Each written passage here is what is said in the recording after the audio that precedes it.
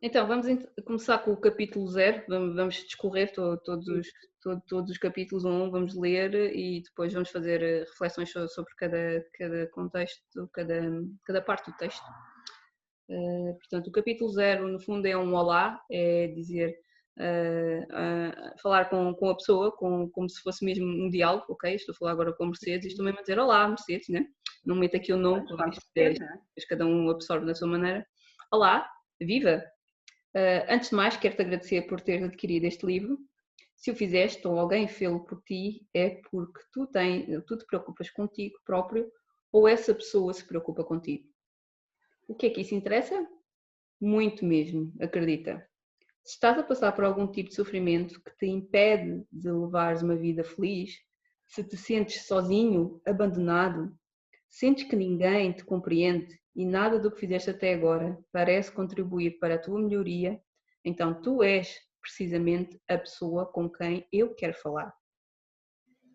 Se por outro lado ainda não passaste por algum dissabor e até levas uma vida estável, então guarda este livro para te precaveres caso esse dia chegue, ou partilha com outras pessoas que saibas que estão a passar por uma fase mais conturbada na sua vida.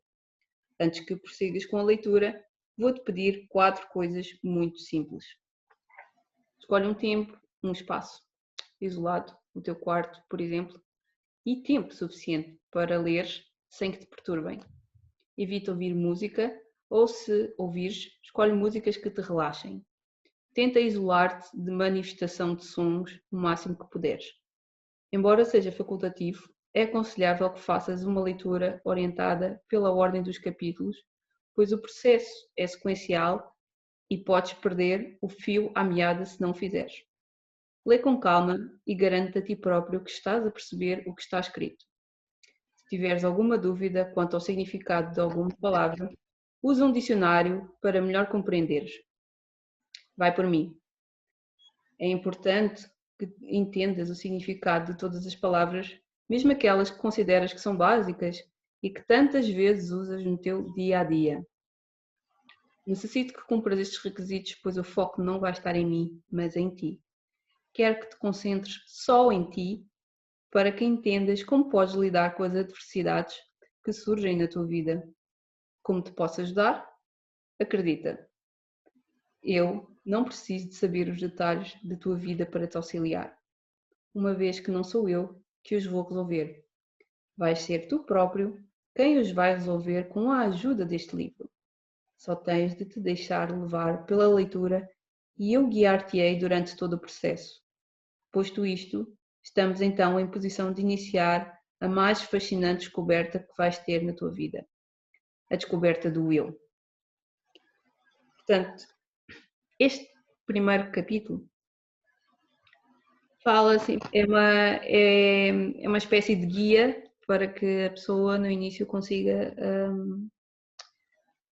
ter umas linhas de orientação de como é que deve fazer a leitura. Se calhar eu achei que isto era necessário mais porque como um livro funciona como uma conversa e a conversa a pessoa absorve tanto mais a conversa quanto menos distrações tiver.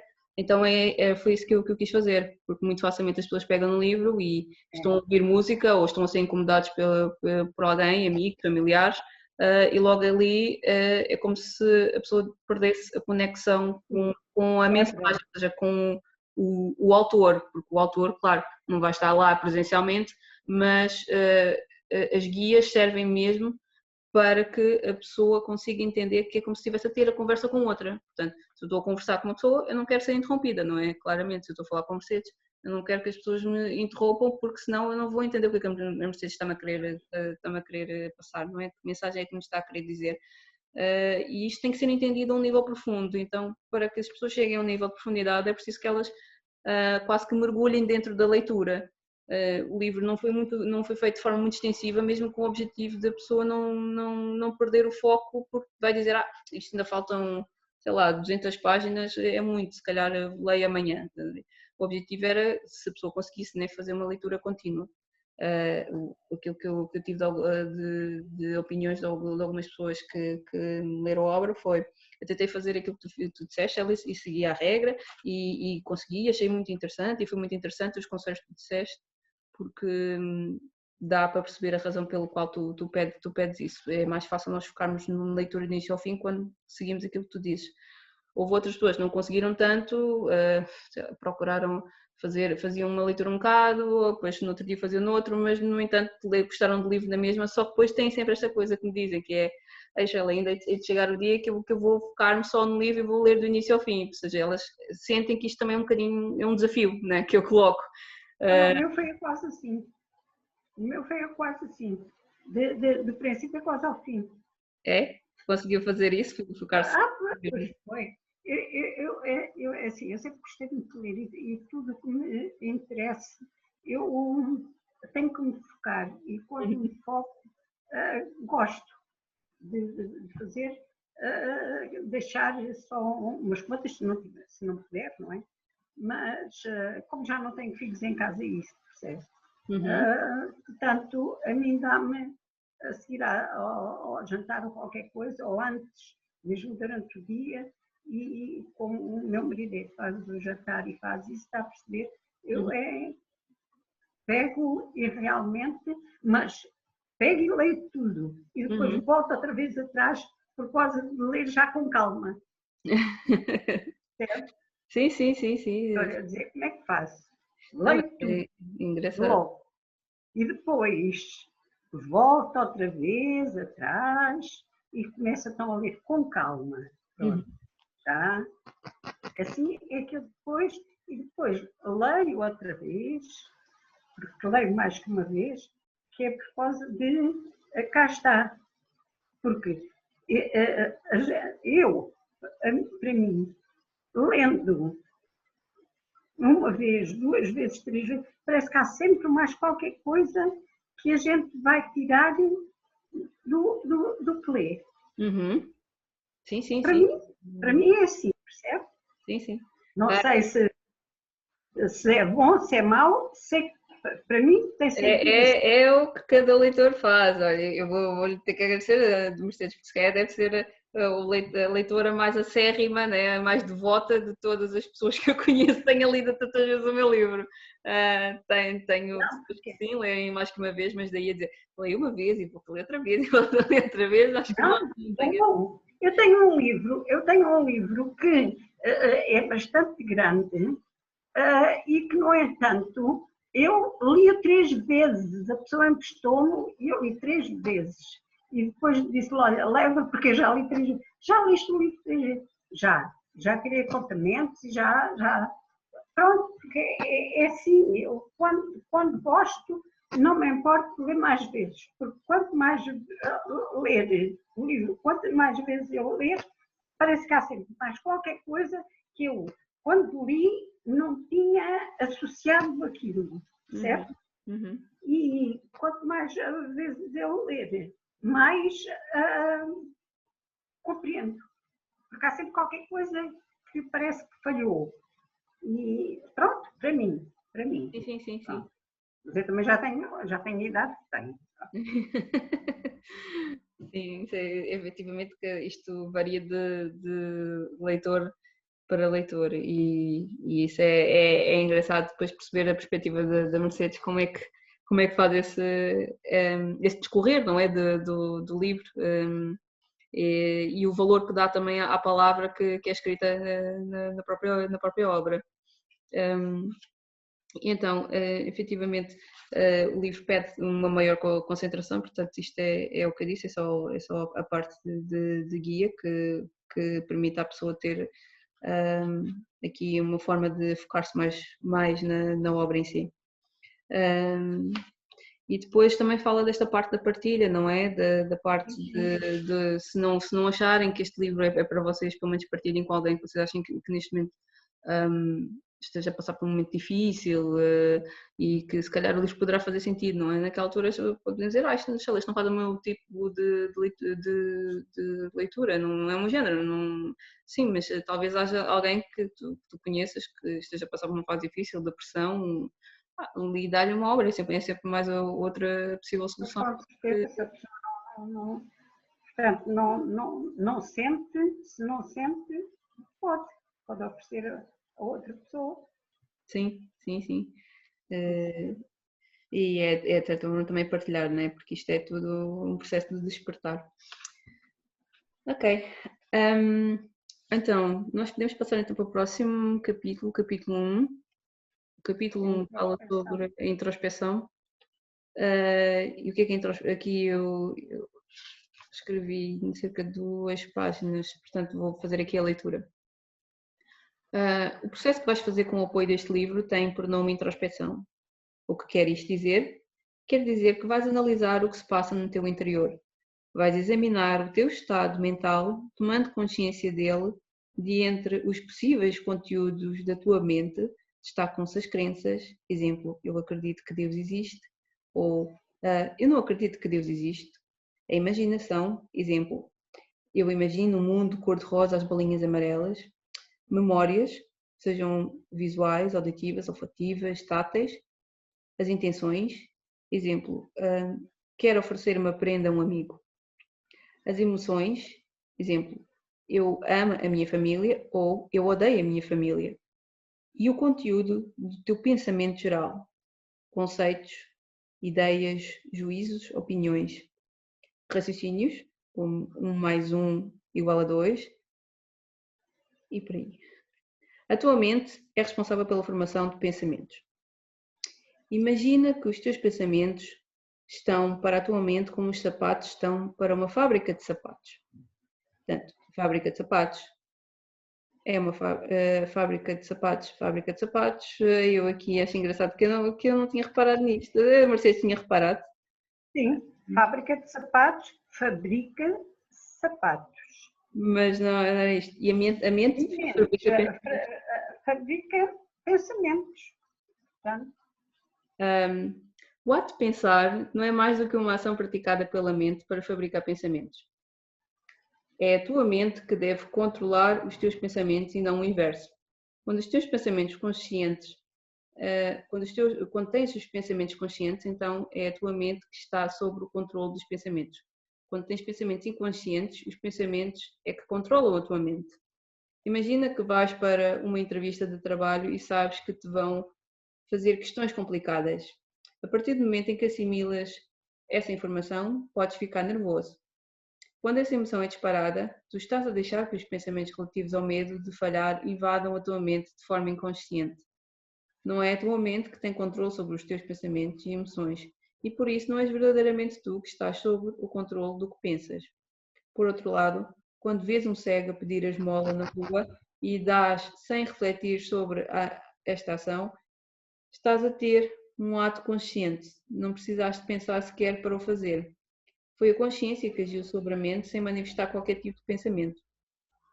Estes são exemplos simples que explicam como a relação mente-pensamentos e inconsciente-consciente funcionam, mas esta é apenas uma pequena introdução que será mais aprofundada nos próximos capítulos.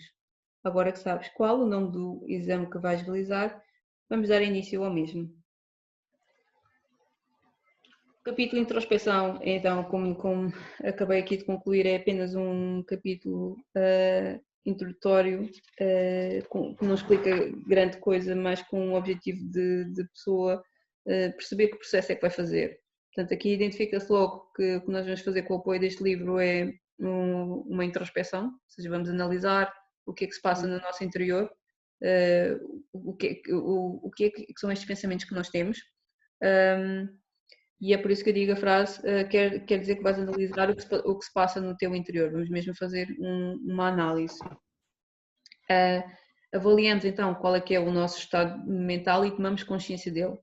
Portanto, eu estou aqui vários exemplos do que é que nós podemos ter. Podemos ter crenças, eu acredito em Deus ou não acredito, a imaginação, imagino um mundo às bolinhas cor-de-rosa, como eu quiser, as memórias, sejam elas visuais, auditivas, ou seja, memórias que eu possa ter, por exemplo, da casa onde eu vivi, já vivi noutra casa, ou onde é que eu estudei, ou que amigos é que eu tive no passado.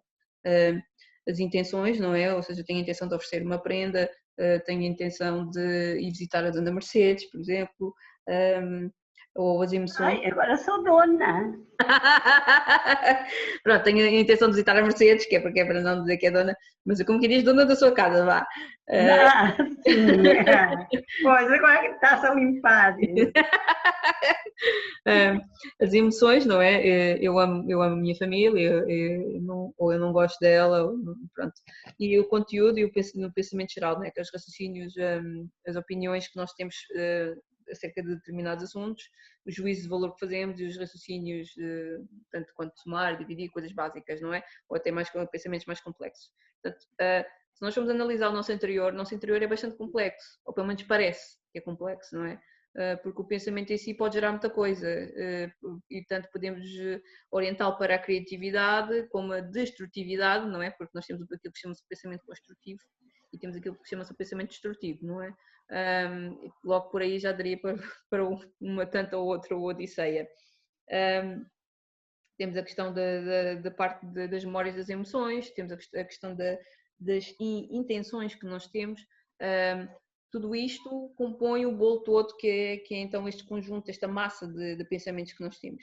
E então faço esta analogia de fábrica de sapatos, no fundo seria fábrica de pensamentos, é por isso que eu estava-me a rir, porque por algum motivo escrevi também fábrica de sapatos, são coisas que eu só me apercebo depois, e depois mente está para esta fábrica de pensamentos. O que eu queria, mas isto é engraçado, que é uma analogia que eu queria fazer, que é, se nós para uma fábrica de sapatos, então fazemos sapatos, então a mente em si fabrica pensamentos, portanto isto é uma analogia, não é, no fundo, só para dizer que a própria mente está constantemente a elaborar coisas, não é, a fabricar coisas. E que esses pensamentos é produto, no fundo, é como se fosse um produto, nós não podemos materializar, ou seja, não podemos apalpar os pensamentos, mas eles existem numa forma substancial, né? Vamos dizer energia, pronto, falando de energia, pois é outros tantos e quantos, também, como eu disse, não é uma questão de aprofundar, mas é uma questão mais metafórica da coisa, mas é efetivamente entender que o pensamento é algo, é um impulso elétrico, é algo que, embora não seja visível, nós conseguimos percebê-lo, não é? Ele existe, é como dizia... eu já me esqueci da personalidade que eu acho que até escrevi aqui no livro. Se eu penso logo existo. Se eu penso logo existo, essa frase por si só já diz muita coisa, não é? E então, o ato de pensar não é mais do que uma ação praticada pela mente para fabricar pensamentos. Portanto, quando nós estamos a pensar, nós estamos, no fundo, a colocar a nossa mente em funcionamento para fabricar determinados pensamentos, determinada linha, determinada história. E é a mente que deve controlar os pensamentos e não o inverso. O que é que quer isto dizer? Significa que a mente em última essência, a produtora dos pensamentos.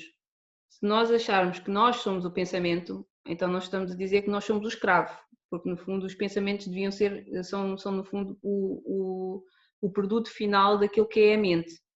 A mente é que está sempre a fabricar isto. Então eu não sou aquilo que eu produzo. Não é por aí que nós devemos ir. Nós somos muito mais do que isso. Por isso é que esta introspecção é feita inicialmente. É para nós começarmos a dissociar-nos daquilo que nós pensamos. Pensamentos são uma coisa, nós somos outras. Faz sentido isto que eu estou a dizer? Sim. Pronto. Quando tens pensamentos conscientes, então é a tua mente que está sob o controle dos pensamentos. Portanto, significa que ter pensamento consciente significa eu estou a ter consciência que eu estou a pensar aquilo. Por exemplo, se eu neste momento estou aqui sentada e digo a seguir vou jantar, ou a seguir vou ver televisão, ou seja o que for, isto é um pensamento, certo? Nós temos a ter um pensamento interno. O que acontece é que a maior parte das pessoas, quando têm este tipo de pensamento, elas não percebem que este eu que está a falar é um eu persona, ou seja, um eu personalidade que vai fazer alguma ação. Mas não tomam consciência que esse eu que está a falar é um eu material, ou seja, um eu que vai manifestar uma ação, mas em última instância é uma espécie de controle, ou seja, é como se eu se eu tivesse a dar ordens a mim própria para fazer determinada coisa. E se eu tomar consciência desse pensamento, então sou eu que estou a dar ordens a mim própria. Agora, se eu não tomar consciência disso e dizer eu vou ver televisão ou eu vou fazer isto, muitas das pessoas entram em piloto automático, e já vamos falar também um bocadinho sobre isso, justamente porque elas não percebem que este eu que fala dentro delas é eu vou fazer isto, eu vou fazer aquilo, eu vou a casa não sei o quê, este eu que está a falar e que está a dizer para fazer estas coisas todas, não sou eu em última instância, é uma mente que está, de certa forma, em piloto automático. E como é que nós percebemos que a pessoa está em piloto automático? Ela simplesmente não desliga, está constantemente neste sistema de rotina, de fazer sempre as mesmas coisas, não questiona aquilo que está a fazer, não questiona o que é a ação em si que está a fazer, se faz sentido sequer, não é? E isto faz com que as pessoas não tenham consciência dos pensamentos, ou seja, são atos inconscientes, já entrou de tal forma de mecânica, de uma forma tão mecânica, que, por exemplo, se nós perguntarmos àquela pessoa, então, mas porquê que fazes isto? Ou já pensaste em fazer isso de maneira diferente? Muitas vezes o que nós percebemos é que as pessoas não conseguem desligar daquele boneco, ou seja, não conseguem fazer diferente, não conseguem pensar de maneira diferente porque já estão tão formatadas para pensar assim que nem entendem. Mas fazer isso como o quê? Não estou a entender. Se fizermos perguntas um bocadinho mais estranhas que façam a pessoa questionar a sua própria rotina, questionar os seus próprios valores, dar-se ali logo uma quebra. Porquê? Porque aquilo é um boneco altamente estruturado, já são os próprios pensamentos, a própria mente inconsciente que já tomou conta da pessoa em si. Faz sentido isto? Muito até. Pronto, ou seja, o que acontece é que na nossa sociedade, como ela está feita agora, as pessoas têm pensamentos muito mecânicos, é tudo muito, muito à base de tradições, como é que é dizer, doutrinas. Mesmo na própria Igreja Católica, se nós formos ver, e outras religiões, existe muito esta coisa de tem que se fazer isto assim, e as pessoas não questionam. Deixam que as coisas sejam assim, ou seja, elas não questionam o próprio pensamento porque o pensamento é como se fossem elas assumem que aquilo que elas pensam são aquilo que elas são. Então é difícil depois quebrar estas barreiras até que elas consigam dissociar-se do pensamento e dizer o que eu penso não é aquilo que eu sou. Eu posso agora estar a decidir, ok, eu vou jantar e eu tomar consciência de que eu consciente, depois aí falamos do eu consciente também mais à frente no livro, esse eu consciente que eu sou está a tomar consciência que está a pensar naquilo naquele momento. Eu vou jantar agora, ou daqui a uma hora. Ou seja, eu não sou aquilo que eu estou a pensar. Há uma entidade que está a observar aqueles pensamentos. Assim como isso é muito importante, principalmente depois eu dou aqui um exemplo, mas há exemplos mais complexos até. Então, mas está-se a ver agora, não é, Sheila? Hum? Com o que está a acontecer, está-se a ver. É muita coisa que está a acontecer isso. Sim. O problema que está agora, com a pandemia, está-se a ver muita gente que não consegue sair portanto, das suas crenças e dos seus hábitos. Exatamente. Porque é que nós vemos pessoas a entrarem em pânico, a consumirem mais do que devem quando vão aos supermercados, a irem para o hospital quando se calhar não têm sequer sintomas, mas de alguma forma têm na cabeça que os têm. Porque é que isto acontece, estas paranoias?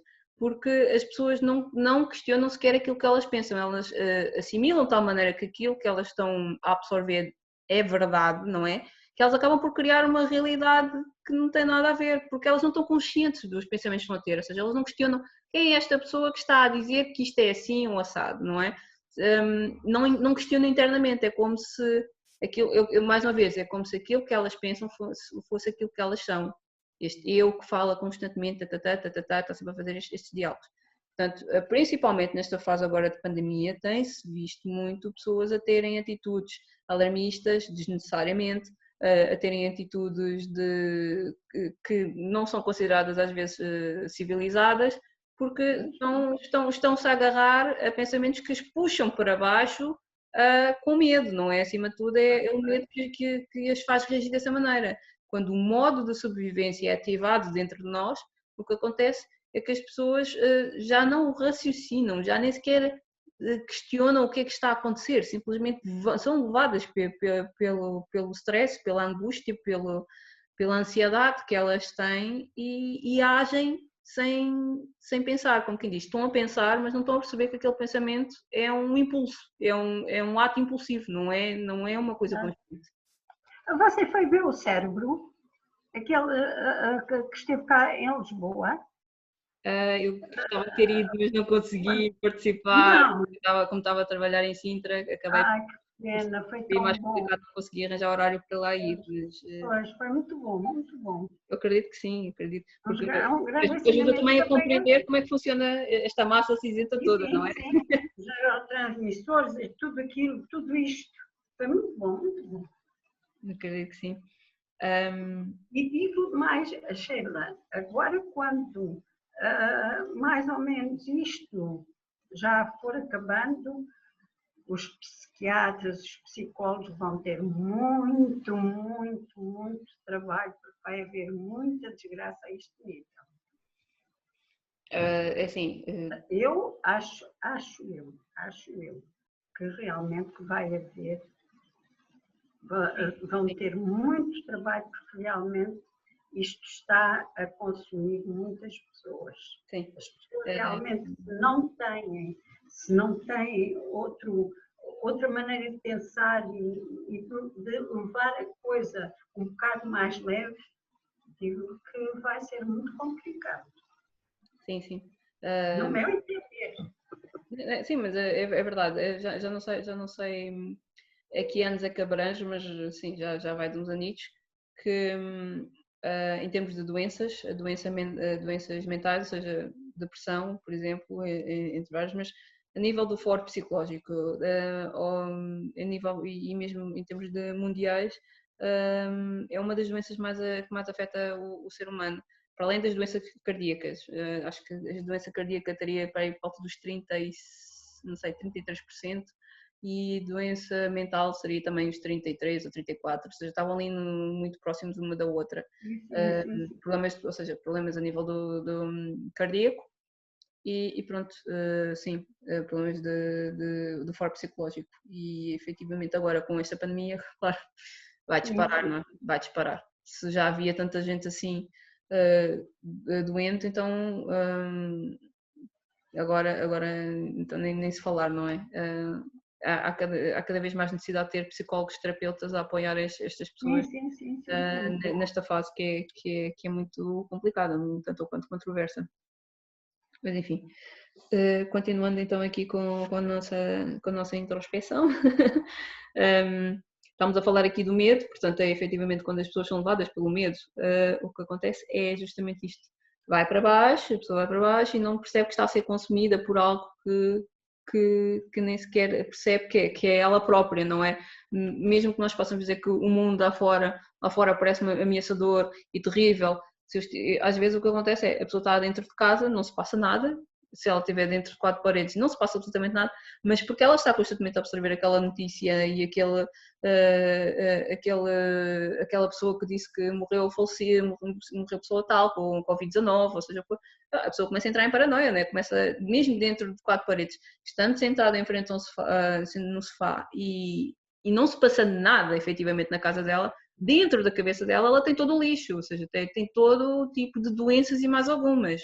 E isto é que faz com que as pessoas não operem de forma consciente, estejam a trabalhar de forma mecânica, automática, inconsciente.